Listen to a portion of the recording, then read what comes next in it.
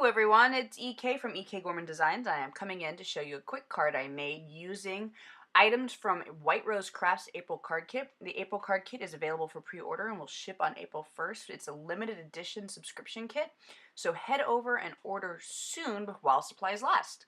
But I am making just one 6x6 card today, completely and 100% inspired by this 6x6 piece of paper.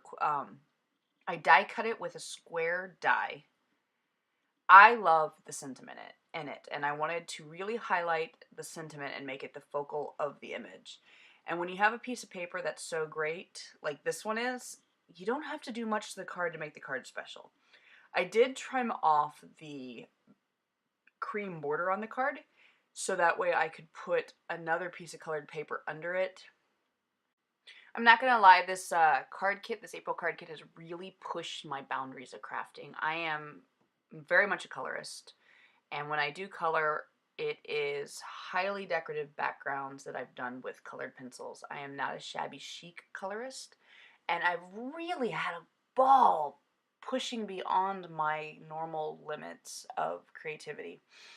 Apparently, I'm out of 12 by 12 white paper.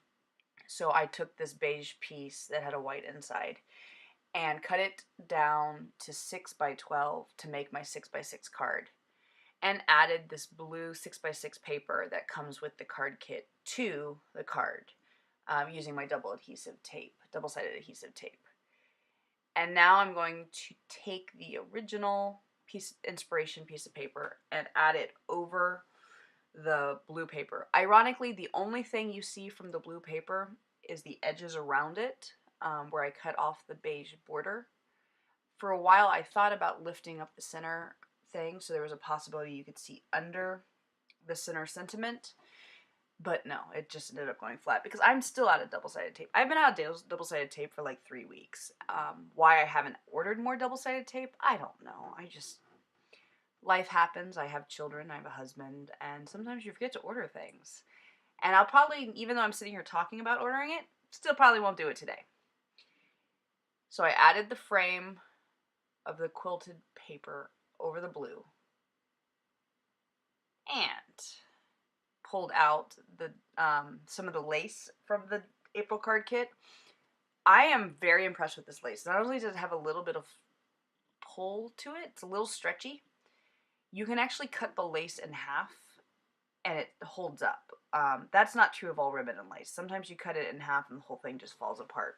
This one did not. Now I cut it along, obviously, the white inner line, but I figured there was no reason to waste this gorgeous lace if I was just showing the edges of it. But because I wanted the sentiment of the card to really stand out, I thought the easiest way I could do that is to surround the sentiment by the lace, making your eye naturally want to fill in to the area around the embellishment. Again, I just threw down some double-sided score tape around the edges. I think you missed it a minute ago. I completely ran out of tape. My roll ended. So I am working with a brand new roll, and I love this tape, but the brand new roll is a little too big for my hand. So I'm always a little awkward. This is really fun, I'm sure, for you watching me peel up tape. I don't know why I've left all of this in today, but apparently watching me peel up tape, it's like watching paint dry. You're going to get to enjoy the whole spectrum of joy here. See how I knew I was going to waste a lot of the pretty lace if I didn't cut it in half. And like I said, the lace holds up when you cut it. It doesn't even fray on the edges when you cut it, which I'm kind of loving. I think I'm going to have to order myself some more of this lace when I run out from the card kit because I've really been enjoying it that much. And here we go, more pulling up of tape. I, again, apologize for all the tape pulling. And the sentiment goes back into the area it had been dyed cut out of, this time just leaving the lace. But see how with the lace there around the edges, your eyes kind of go into the sentiment naturally? So I could have stopped here and called this a card, but it needed just a bit of embellishment in my opinion. I pulled out the hearts. I pulled out a beige heart from the card kit, and this is the stamp set from the card kit. Pulled out this little flower stamp, and using one of the inks from the kit, I did some second generation stamping this is me checking to see second or third, but second generation stamping onto the heart to leave kind of a faint little pink floral image there.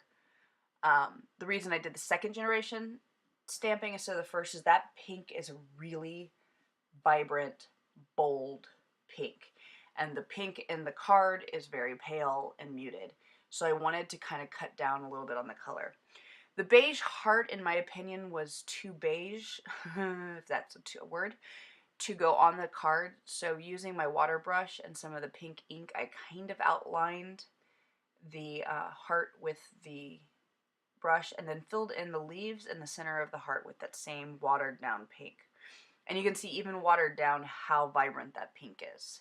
That's why I was using a water brush to add the pink, was to keep it from being too hot pink. I did something a little funny. I put some normal double-sided adhesive on the bottom, and then I used some foam tabs.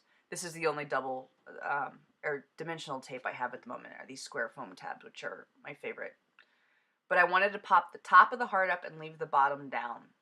And I wanted to do that so I could stick this flower into the heart without having a weird wire sticking up.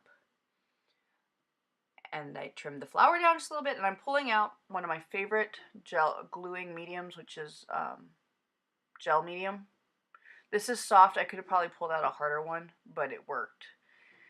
And glued the flower into the heart.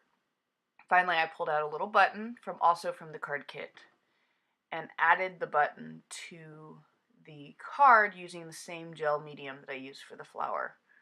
And yes, I just use my finger. I use my fingers a lot. I almost always walk around with glue and or paint on my hands because that's how I roll. And there you go. That's the card. Again, a very nice, simple, fast card that can be made using the, oh yes, I'm removing excess glue that has spilled out from under the button. Somebody asked me the other day what tools I was using. That's just an old clay toolkit. And I use these clay tools in crafting because I just don't play with clay all that much anymore. So the sentiment really was the everything for this card, and it reads, "Family is like a patchwork quilt with kindness gently sewn. Each piece is an original with beauty all its own. With threads of warmth and happiness, it's tightly stitched together. Last in love throughout the years. Family is forever." And like I said, that sentiment to me was everything. Hope you enjoyed seeing this quick card I made using White Rose Crafts April Card Kit. All month long, I'll be sharing projects made specifically with the April Card Kit. So make sure you tune back in to see what else I've got going on. If you like what you see, click the dragon. If you want to see more stuff like this, give me a thumbs up and I'll know that you're liking it. Otherwise, happy crafting, everybody. Bye.